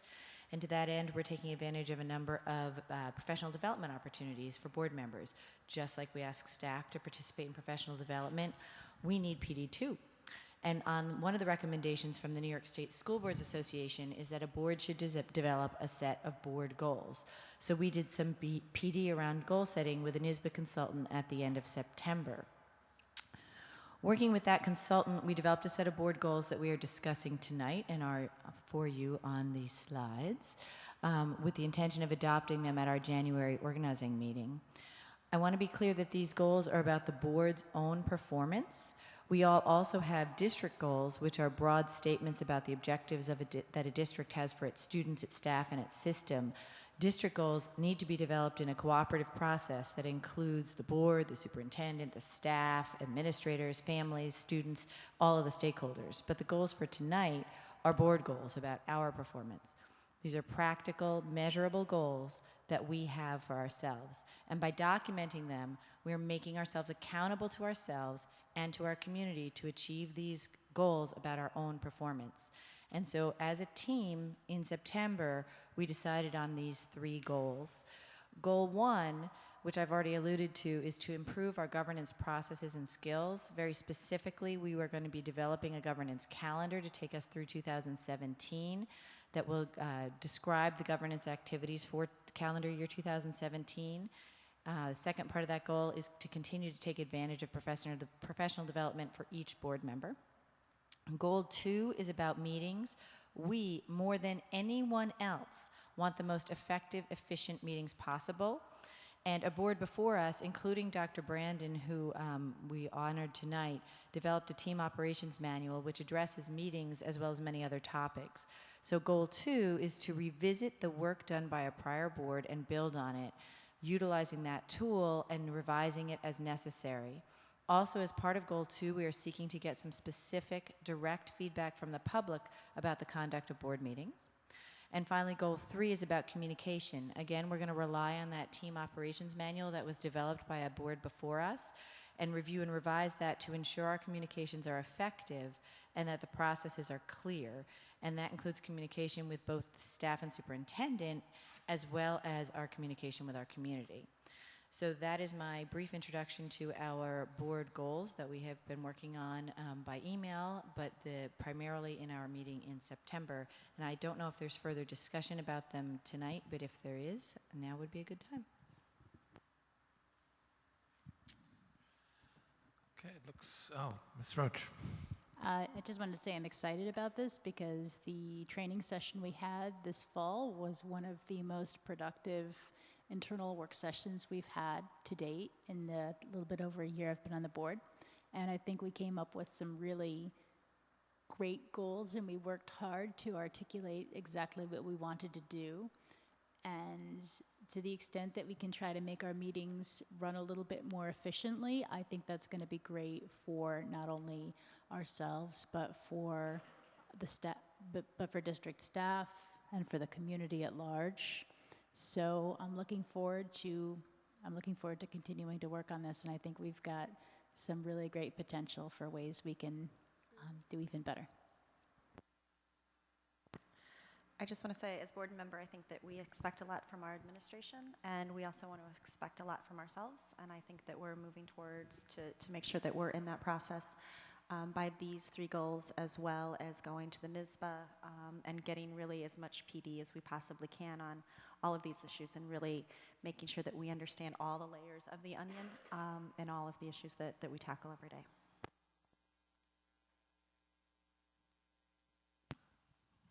Okay, thank you.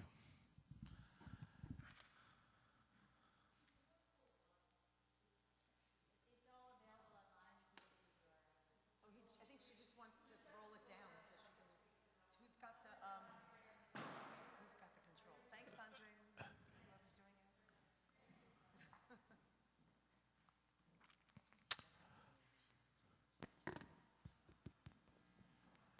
Okay, board member items.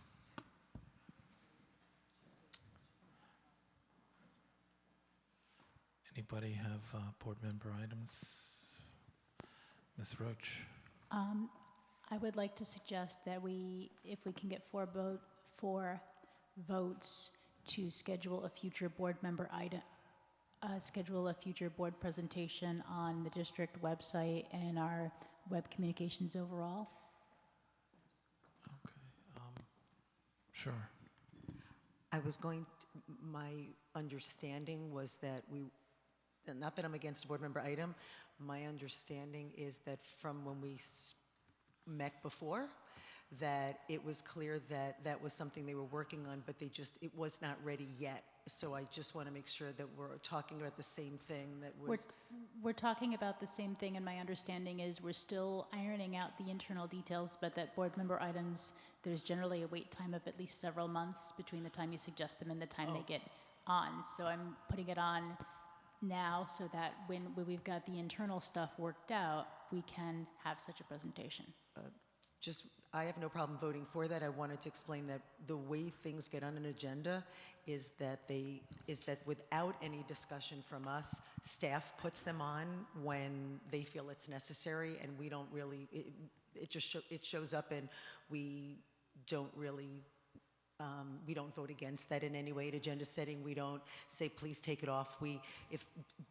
Sometimes we discuss when staff puts it on, we'll say the timing, but the point is there's 2 ways things get on an agenda.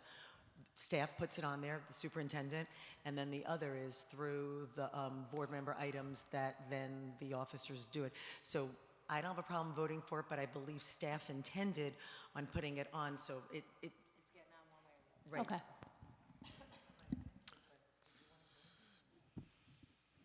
Come in. She said that, right? Well, go ahead. No, you said it was coming, right? Oh, absolutely.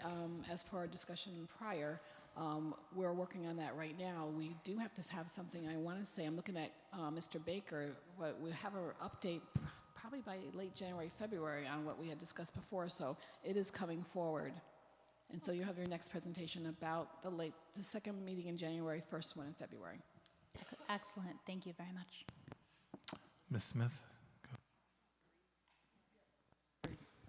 Yes, I wondered if we could get 4 votes to have a discussion and then a subsequent resolution to sort of talk about or present the kind of vision that we see that we want for our community, where there is,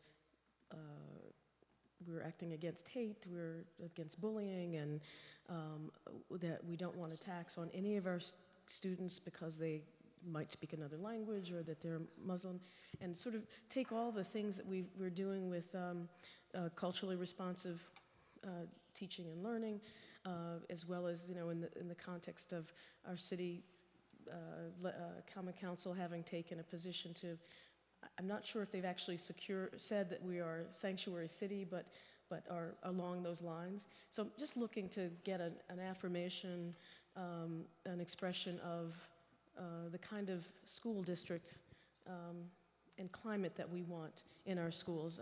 Sorry, I'm not being a little more articulate than that, but and I just want to note that earlier, you might find this in the news, that our Regent's Chancellor Betty Rosa, there's an article where she talks about ending hate-based acts starts with our president-elect. But I want to be more positive about that, to say this is who we are and want to be in our community for our kids. And this is what we expect of all who are involved in the educational environment. So.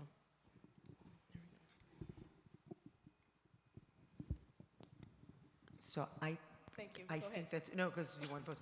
I think it's a great idea. I'm not clear on what the member item is. In other words, Probably a is it like a Shen? resolution. Well, is it sort of like, because Ann mentioned, is it like what they did in Shen? Something like that? So, And I can't speak to And I haven't exactly read what it, they so did, I but don't it's know. basically, I mean, there are lots of.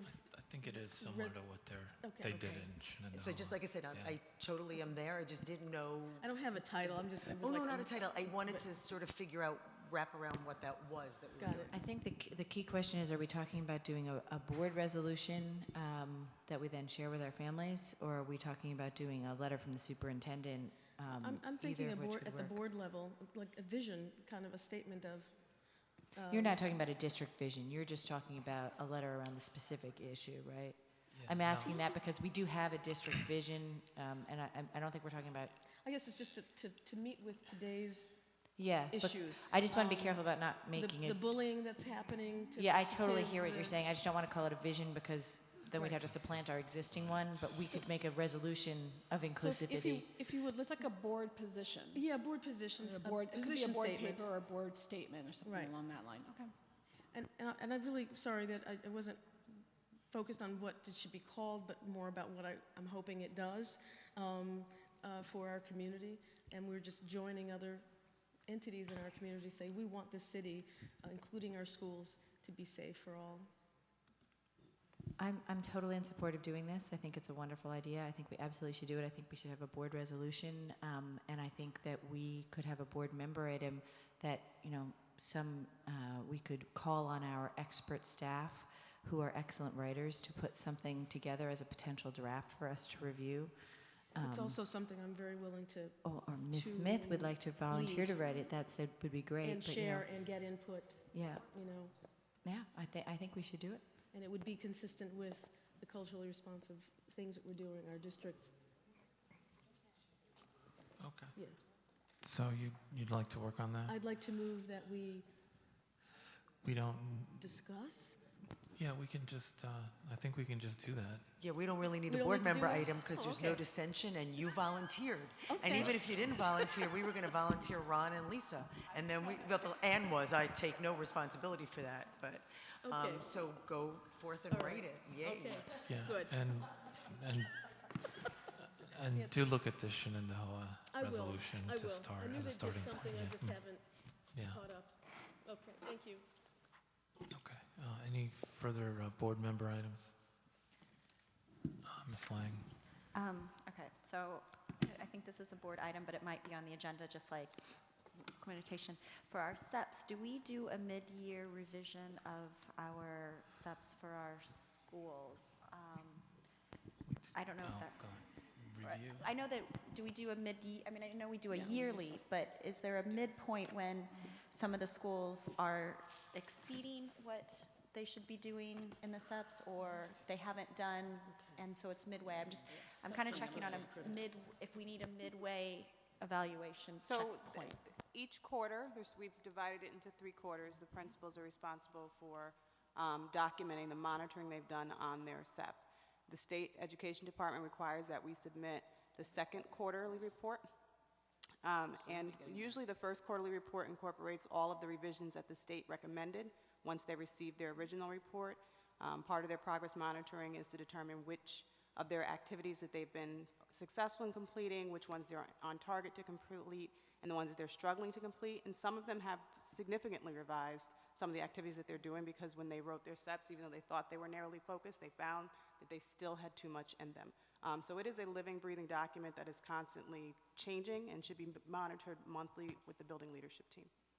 Can I just also add, if we have to submit the one to state ed at the second quarter, the board should actually have access to that as well. So we can actually put it out as a SBU, so it gets on board docs. Okay, thank you. Any other board member items? Okay, board committee reports. Ms. Lang. Okay. Our government relations team had an internal meeting, and then as well as 2 external meetings.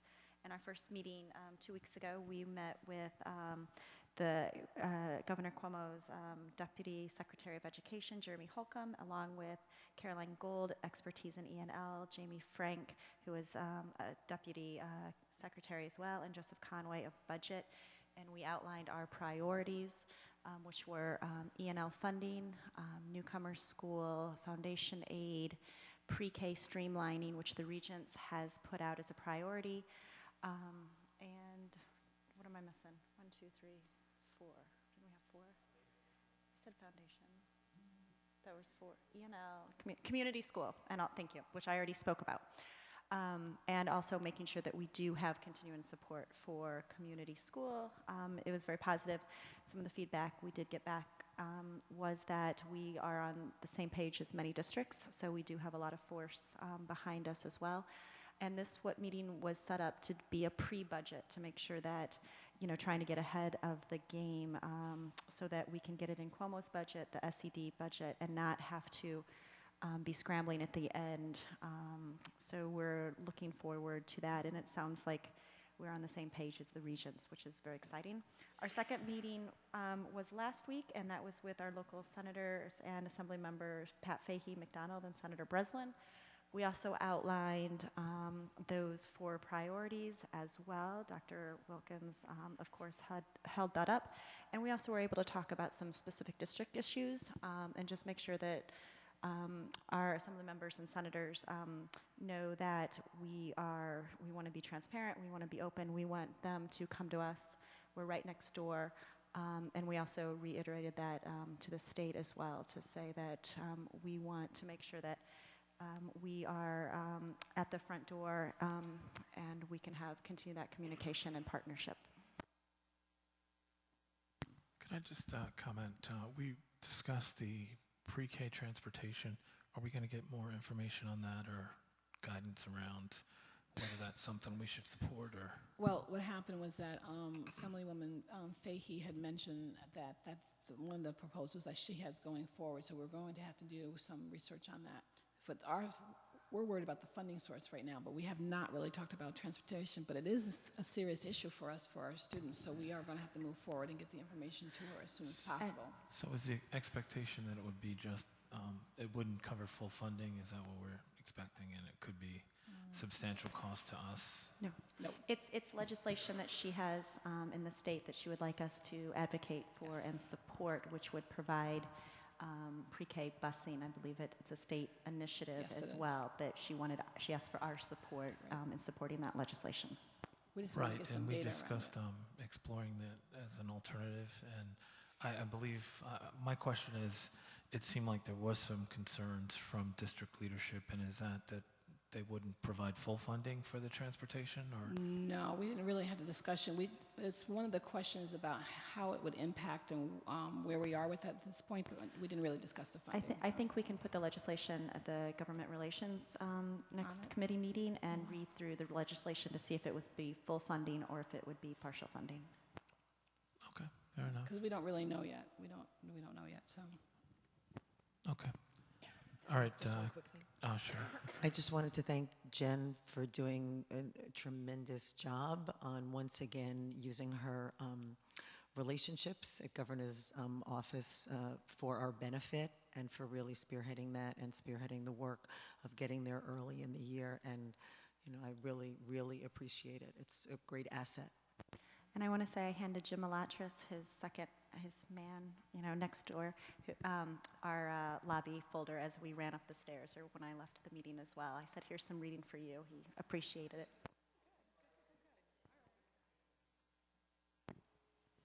Any other committee reports?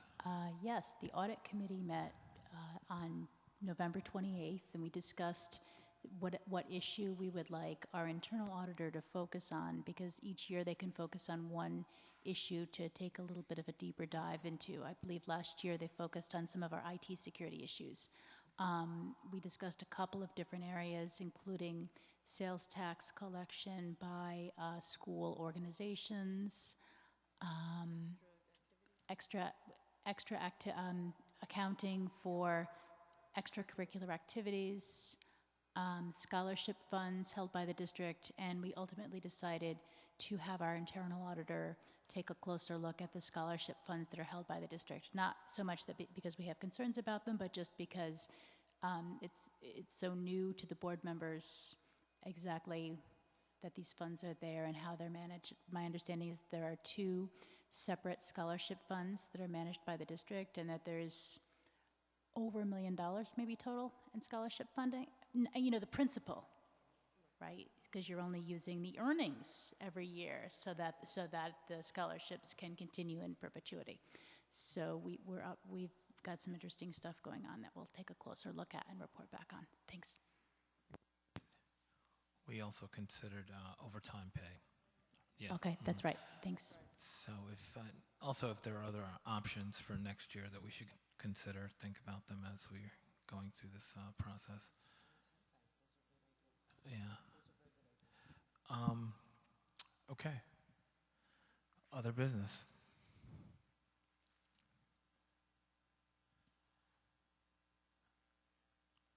Last call for other business. Okay. The only, I'm sad to say this to the board, but the only other business is a motion for executive session for a particular personnel matter to discuss a disciplinary matter. I promise it will be brief and there will be no action taken afterwards. So we'll go immediately to adjournment. Okay, can we, Ms. Tibbetts, did you get that? You did, okay. We have to move to do that. He can't just do it for us. One of us has to make the motion. I move that we do that. Okay. So I'm going to move that we do that. I second that motion. Oh, okay. All right, that's exactly what I was going to do, but that's fine. Okay, motion, Ms. Roach, and second by Ms. Smith. All those in favor? Ms. Lang? She's cold, but she's in favor. So it's unanimous.